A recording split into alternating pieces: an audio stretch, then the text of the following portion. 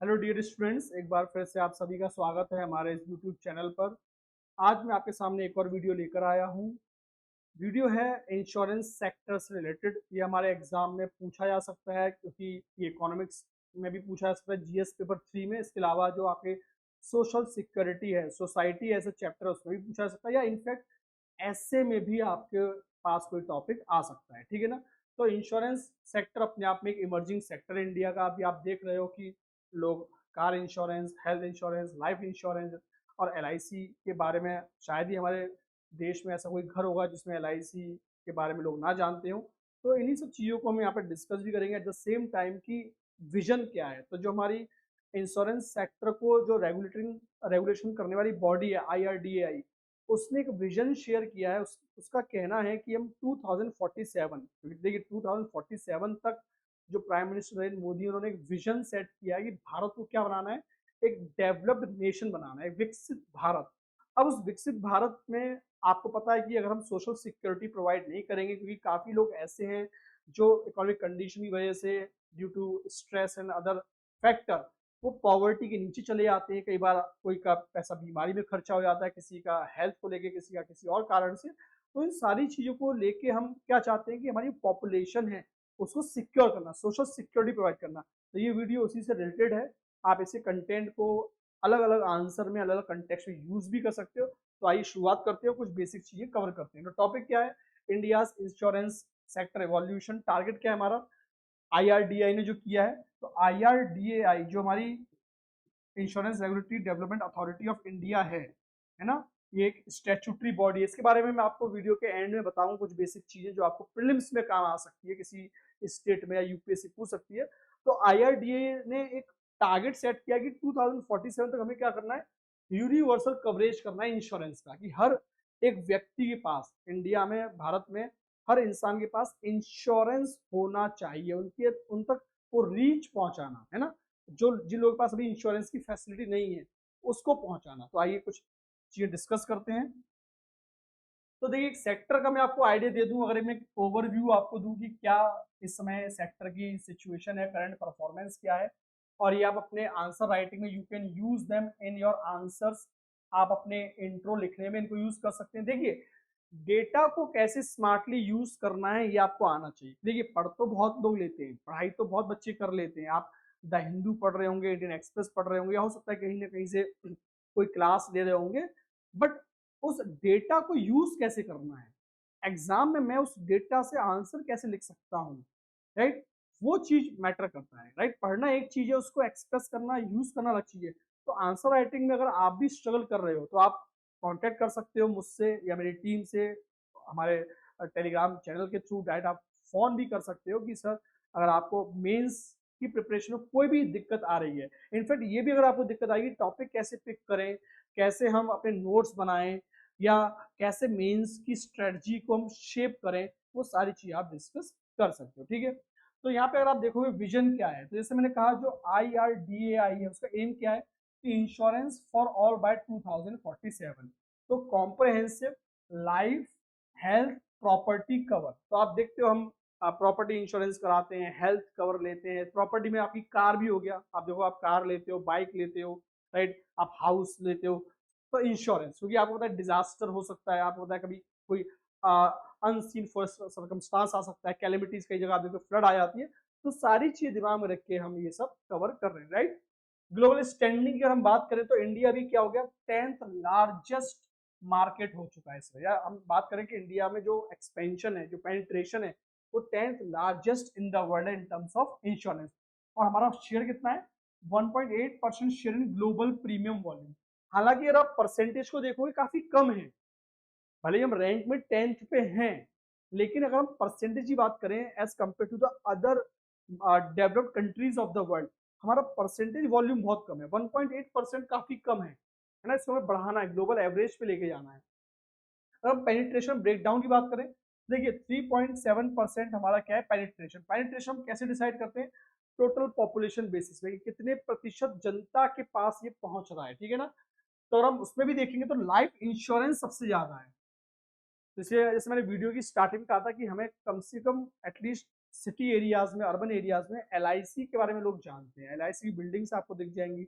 हो सकता है आपके फादर ने, आपने LIC की पॉलिसी भी ले रखी हो, ठीक है ना। तो LIC का पेनिट्रेशन है।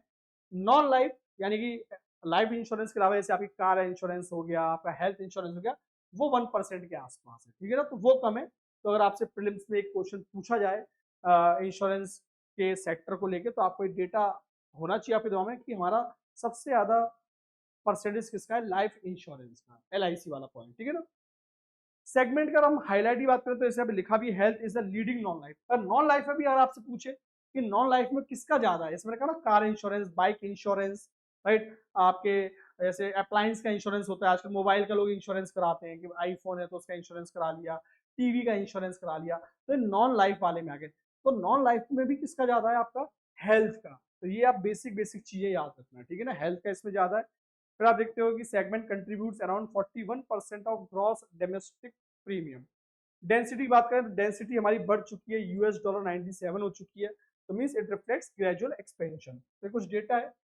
तो अगर अब बात करते हैं प्रीमियम जो होती है, अगर आप मान लो कोई प्रीमियम पे करते हो, एक बेसिक अंडरस्टैंडिंग मैं आपके साथ शेयर करना चाह रहा हूँ कि जो आपके, आप जो भी हेल्थ इंश्योरेंस का प्रीमियम क्या होता है, बेसिक प्राइस, कि आप क्या प्राइस दे रहे हो, आपकी जो किस्त है या आपका जो भी प्राइस है इंश्योरेंस खरीदने का, वो क्या है, आप एक प्रीमियम पे करते हो। तो प्रीमियम जब हम खरीदते हैं या किसी भी इंश्योरेंस का हम प्रीमियम लेते हैं, वो किस किस फैक्टर पर डिपेंड करता है, वो हम यहाँ पे देखते हैं। तो देखिए प्रीमियम जो है आपका, आपकी एज का, अगर आप यंग हो तो ऑब्वियस बात है आपके बीमार होने के चांस कम है ना। तो आपका इंश्योरेंस वैल्यू है वो कम होगा, मीन्स द प्रीमियम कम होगा, वैल्यू तो आप जो भी है वो ले सकते हो। अगर आप मान लो ओल्ड एज हो या आपकी एक एज है, तो ऑब्वियस सी बात है जैसे हम ग्रोन अप होते जाते हैं, एज हमारी होती जाती है, तो हमारे बीमार होने के चांस बढ़ जाते हैं, तो या हमारी लाइफ आपको पता है लॉन्गेटिविटी कम होती चली जाती है, तो उस हिसाब से प्रीमियम आपका बढ़ जाएगा। ऐसे ही मेडिकल एलिमेंट, अगर मान लीजिए आपको कोई गंभीर बीमारी है, क्रिटिकल इलनेस है, ऑब्वियस सी बात है आपका इंश्योरेंस रेट ज़्यादा होगा, आपको ज़्यादा पैसा देना पड़ेगा। अगर आपकी मान लो कोई बीमारी नहीं है, कोई मामूली बीमारी है, तो ऑब्वियस सी बात है हेल्थ है, फिट है, तो आपका इंश्योरेंस प्रीमियम कम होगा। ऐसे ही एरिया ऑफ रेसिडेंस, कि मान लीजिए अगर जो कंपनी आपको इंश्योरेंस दे रही है उसका कवरेज नहीं है वहाँ पे, तो कवरेज देने के लिए वो आपसे ज़्यादा चार्ज कर सकती है। तो आप देखते हो जो शहरों में, सिटीज़ में प्रीमियम कम होता है, जो रूरल एरियाज हैं उसमें प्रीमियम थोड़ा बढ़ जाता है। इनकम और एम्प्लॉयमेंट पे डिपेंड करता है। अगर आप देखिए आपकी कोई इनकम स्टेबल नहीं है, तो कंपनी सोचेगी ये प्रीमियम कहाँ से देगा इंसान। गवर्नमेंट जॉब है तो आपका प्रीमियम कम हो जाएगा, क्योंकि उन्हें पता है कि इसकी रेगुलर इनकम है, ठीक है ना। तो ये सारे फैक्टर्स रहते हैं। इसके अलावा ये कुछ फॉर्मुलेज हैं, पेनिट्रेशन कैसे निकालते हैं, डेंसिटी कैसे निकालते हैं, तो आप देख लीजिए, बेसिक फॉर्मूला है, प्रीलिम्स में नहीं पूछा जाएगा, बट आपके नॉलेज के लिए मैंने दे दिया, ठीक है ना, कि ये इनका मतलब क्या होता है, what is premium penetration, what is premium density. तो आपसे ऐसे प्रीलिम्स में क्वेश्चन पूछा जा सकता है कि प्रीमियम पेनिट्रेशन क्या होता है, प्रीमियम प्रीमियम पेनिट्रेशन क्या होता है, और प्रीमियम डेंसिटी क्या होती है, ठीक है ना। आपको ये सारी चीजें समझ में आ जाएंगी, प्रीलिम्स से क्वेश्चन आ सकता है। तो सिंपल है, प्रीमियम पेनिट्रेशन क्या होता है, जितनी भी आप प्रीमियम दे रहे हो उसको जीडीपी से डिवाइड कर दो, कि जीडीपी का कितना हिस्सा हम प्रीमियम में पे कर रहे हैं, राइट। तो ये आपका फॉर्मूला आ जाएगा। प्रीमियम डेंसिटी की बात करें तो उसमें क्या आएगा, टोटल जो आपका प्रीमियम है, जितने लोगों ने प्रीमियम ले रखा है उसको किससे डिवाइड कर दो, पॉपुलेशन से, तो डेंसिटी आ जाएगी, ठीक है ना, कि पर कैपिटा प्रीमियम कितना आ रहा है आपका, यहाँ पे लिखा भी है पर कैपिटा, ठीक है। आगे बढ़ते हैं। फिर हम बात करते हैं कि भाई इसका फायदा क्या है, क्यों जो IRDAI है वो यूनिवर्सल इंश्योरेंस की बात कर रहे हैं, क्यों इसके ऊपर इतना जोर दिया जा रहा है, why we are stressing so much. तो फायदा क्या है, देखो फाइनेंशियल कंटिन्यूटी, कि जो लोग हैं उनको सडन इनकम शॉक से बचाता है। मान लीजिए कोई इंसान अचानक बीमार पड़ जाए, सपोज जस्ट एन एग्जांपल, कि किसी के घर में जो मेन ब्रेड अर्नर है, रोजी रोटी कमाने वाला है, उसको अचानक मान लीजिए सपोज कैंसर हो जाए। आप पता है कैंसर ट्रीटमेंट काफी महंगा है, तो अब ऐसे में फाइनेंशियल बर्डन आ ही जाएगा। कोई मिडिल क्लास फैमिली है या कोई गरीब इंसान है, कहाँ से पैसा लाएगा, राइट। छोटी छोटी दवाई का खर्चा तो झेल सकता है, तो ऐसे में उसको ये इंश्योरेंस बचाता है, ठीक है ना। ऐसे prevent distress cell of asset, आपको पता है कई लोगों को अपने घर बेचने पड़ते हैं, अपना सामान बेचना पड़ता है। आप मूवीज वगैरह में देखते हो ना कि लोगों को इलाज के पैसे नहीं होते तो गहने बेचती हैं, जो महिलाएं होती हैं ना, अपने किसान बैल बेच देता है, जो भी आपके घर में है आप बेच देते हो, तो उससे कुल मिला के आप पॉवर्टी की तरफ जा रहे हो, आपको कहीं ना कहीं स्ट्रेस और ज्यादा है, तो वो सब ना करना पड़े। तो ये जो इंश्योरेंस है वो कैसे काम करता है, एज अ कुशन आपको सपोर्ट करता है। तो ये हो गया फाइनेंशियल फायदे। सपोर्ट टू इन्वेस्टमेंट, तो आप देखते हो इंश्योरेंस में आपकी अनसर्टेनिटी रिड्यूस हो जाती है, तो आपको इन्वेस्टमेंट का मौका मिलता है कि ठीक है, आप जो लोग इनकम टैक्स भरते हैं उनको पता है कि अगर हम यहाँ पे इन्वेस्ट करेंगे तो हमें हेल्थ का सपोर्ट मिलेगा, प्लस एक ऑप्शन मिल रहा है, इनकम टैक्स में हम बचा सकते हैं अपनी चीजें, ठीक है ना। Encourage entrepreneurship and business investment, तो आप देखते हो कई सारी कंपनियां आजकल इंश्योरेंस के बिजनेस है। मैक्स, आप देखते हो पीएनबी मेट लाइफ है ना, मैक्स हेल्थ इंश्योरेंस, आपके एचडीएफसी अर्गो, तो हर कंपनी, रिलायंस इंश्योरेंस, तो ये कंपनियों को भी एक मौका मिलता है कि चलो ये भी फील्ड है, इसमें भी हम बिजनेस कर सकते हैं, तो एंटरप्रेन्योरशिप भी निकल के आती है यहाँ से, ठीक है ना। लोगों को एम्प्लॉयमेंट मिलता है। आप देखो आपके घर में कई लोग फोन करते होंगे कि मैं हेल्थ इंश्योरेंस से बात कर रहा हूँ, आप देखो पॉलिसी बाजार, वो पॉलिसीज बेच रहे हैं, हेल्थ पॉलिसी, इंश्योरेंस पॉलिसी, तो लोगों को काम भी मिल रहा है, एक जॉब क्रिएशन भी हो रहा है, ठीक है ना। कैपिटल फॉर्मेशन देखिए, promote long term saving, directly contribute to capital formation, तो ये सारे पॉइंट्स हैं।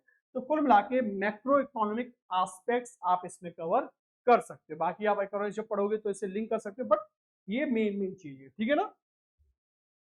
फिर आप देखते हो कुछ स्कीम सरकार ने चला रखी है, जैसे प्रधानमंत्री जीवन ज्योति बीमा योजना, प्रधानमंत्री स्वास्थ्य बीमा योजना, ईएसआई ने चला रखी है, प्रधानमंत्री फसल बीमा योजना।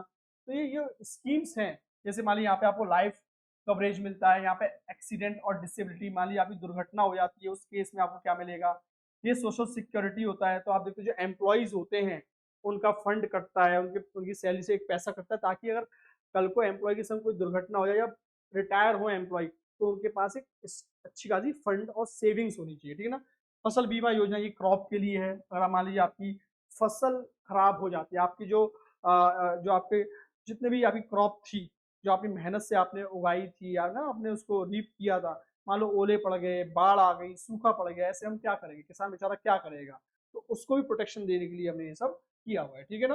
तो यही यहाँ पे डिटेल में ये नोट्स आपको मिल जाएंगे, और आप ये पढ़ना, ये मेजर गवर्नमेंट स्कीम्स हैं, इनके ऊपर अलग से यूपीएससी ने या स्टेट पीसीएस एग्जाम ने प्रीलिम्स में और मेंस में दोनों में क्वेश्चन पूछे हुए हैं कि इनका ऑब्जेक्टिव क्या है, इससे क्या हमने हासिल किया, तो ऐसे आप देख रहे हो, राइट। तो फोकस क्या है कि हम अलग अलग तरीके के चैलेंजेस को कवर कर रहे हैं, हम किसानों को भी टारगेट कर रहे हैं, हम एक्सीडेंट, आप देखते हो इंडिया में लगभग हर साल 4 लाख से ज़्यादा लोग सड़क एक्सीडेंट में मारे जाते हैं, तो ऐसे लोग जिनके परिवार वाले मान लो इस हादसे में मारे गए हैं, तो उनको भी सपोर्ट देने के लिए हम क्या देते हैं, लाइफ इंश्योरेंस, है ना, in the case of death, ताकि उनके घर वालों को ध्यान रख सके, है ना।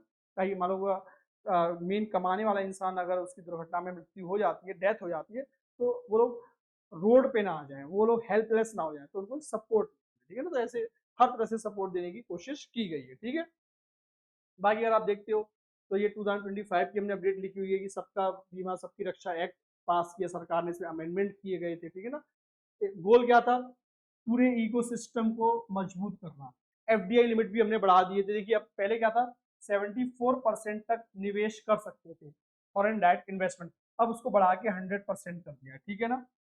और जीएसटी हमने एग्जाम कर दिया, तो आपने देखा होगा कि जब बजट आया था इस साल का, तो उसमें जो हमारी फाइनेंस मिनिस्टर है निर्मला सीतारमन, उन्होंने जो इंश्योरेंस है उससे जीएसटी हटा दिया, तो अब जीएसटी जीरो होने से क्या हो गया, जो प्रीमियम है वो सस्ता हो गया, ताकि ज्यादा से ज्यादा लोग इंश्योरेंस जो फैसिलिटीज है उसको एफोर्ड कर पाए, ठीक है ना। तो इससे क्या हो गया, lower premium means wider adaptation, और हम यही चाहते हैं कि ज्यादा से ज्यादा लोग बीमा या इंश्योरेंस के दायरे में आए, इंश्योरेंस कवरेज में आए, तो ये कुछ चीजें हैं हमारी इससे रिलेटेड, ठीक है ना।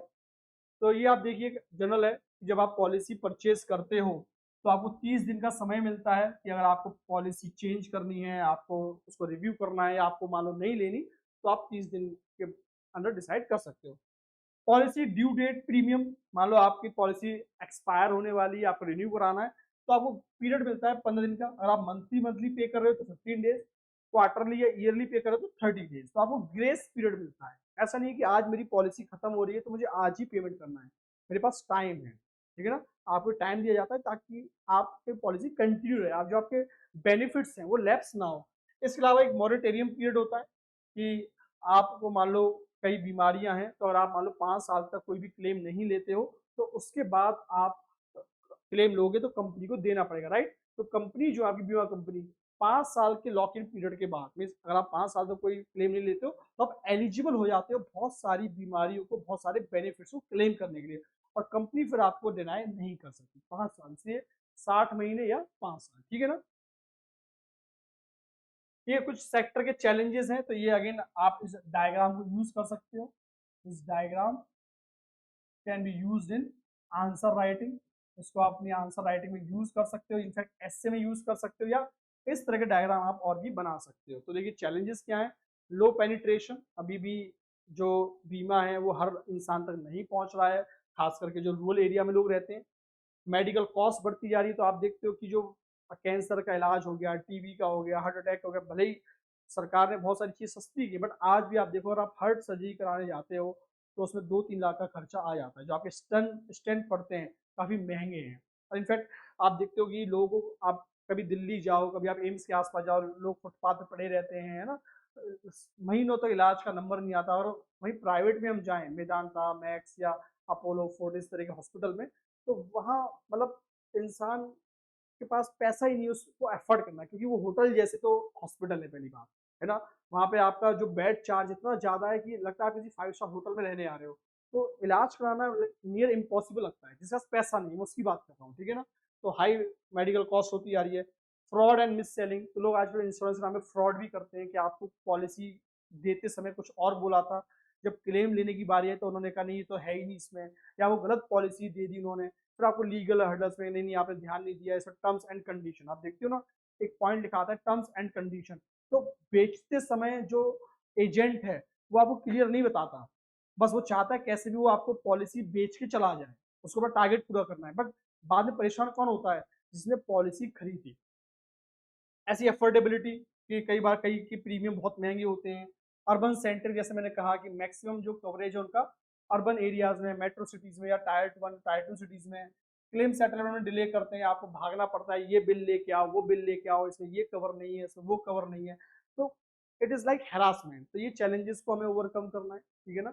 वही चैलेंजेस आपके यहाँ लिखे भी हुए हैं विद डेटा, तो आप इनको नोट्स को टेलीग्राम चैनल पे मुझसे मांग सकते हो, आप वहाँ पे टीम आपको शेयर कर देगी ये। आप इन सब नोट्स के अगर आपको चाहिए तो आप कमेंट करके भी बोल सकते हो, राइट। तो ये है।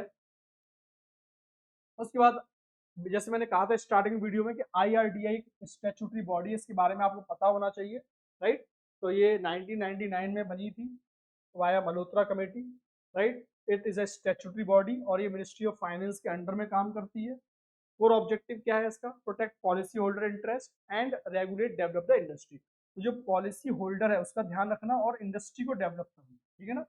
लीगल पावर इसकी क्या है, ये गाइडलाइंस बना सकती है, रेगुलेशंस बना सकती है under the section 114A of insurance act 1913। आपको एक्ट याद नहीं रखना है, राइट, याद रख लेते तो अच्छी बात है, बट याद रखना ये स्टैट्यूटरी बॉडी है, राइट, क्योंकि पार्लियामेंट ने एक एक्ट के तहत इसको बनाया है, मिनिस्ट्री ऑफ फाइनेंस के अंडर में आती है। स्कोप क्या है, covers everything from company registration to policy holder protection, ठीक है ना। तो जो आपकी कंपनी है उसको भी डील करती है, जो इंश्योरेंस कंपनीज है उनको भी कंट्रोल करती है, उनको रेगुलेट करती है, और जो जो एंड यूजर है, आप और हम जैसे जो कस्टमर हैं, जो लोकल जो जो लोग हैं, यूजर्स हैं, उनका भी इंटरेस्ट इसका काम है प्रोटेक्ट रखना, ठीक है ना। तो बेसिकली हमने क्या पढ़ा इस पूरी वीडियो में कि IRDAI जो मिनिस्ट्री ऑफ फाइनेंस में है, उसने 2025 एक्ट में मीन्स सरकार ने क्या किया, अमेंड किया, 100% FDI अलाउ कर दिया और GST को क्या कर दिया, जीरो कर दिया। तो आपको ये याद रखना है, keep this in mind, keep it in your mind, ठीक है ना। ये रिसेंट चेंजेस हैं, क्यों किया, to overcoming roadblocks, affordability को करना, कि जब GST आपका जीरो हो गया तो प्रीमियम सस्ता हो गया, तो ज्यादा से ज्यादा लोग इंश्योरेंस खरीद सकें, राइट, ट्रस्ट बढ़ेगा और रूरल डिस्ट्रीब्यूशन बढ़ेगा, राइट। तो टारगेट क्या है हमारा, इस टारगेट को आप याद रखना, राइट, 2047 तक सबके पास इंश्योरेंस होना चाहिए, राइट। तो आई होप ये वीडियो में काफ़ी इंटरेस्टिंग और काफ़ी इम्पोर्टेंट जो पॉइंट्स हैं with respect to your exam वो हमने कवर किए हैं, और काफ़ी डेटा को, काफ़ी पॉइंट्स को हमने एक सिंगल वीडियो में कवर करने की कोशिश की, ताकि आप एग्जाम ओरिएंटेड कवर कर पाएँ और एक क्विक रिवीजन कर सकें, ठीक है ना। तो मिलेंगे हम नेक्स्ट वीडियो में। वीडियो अगर आपको पसंद आई है तो इसको लाइक करिए, कमेंट कीजिए, अगर आपको लगता है कि आप कुछ सजेशन भी दे सकते हो, आप बिल्कुल आप दीजिए, एज ए स्टूडेंट आपका हमेशा वेलकम है। I always appreciate any such comment. तो मिलेंगे जल्दी नेक्स्ट वीडियो में। पढ़ते रहिए अच्छे से, और कोई भी डाउट हो, क्वेरी हो, तो please feel free to reach out us. Thank you.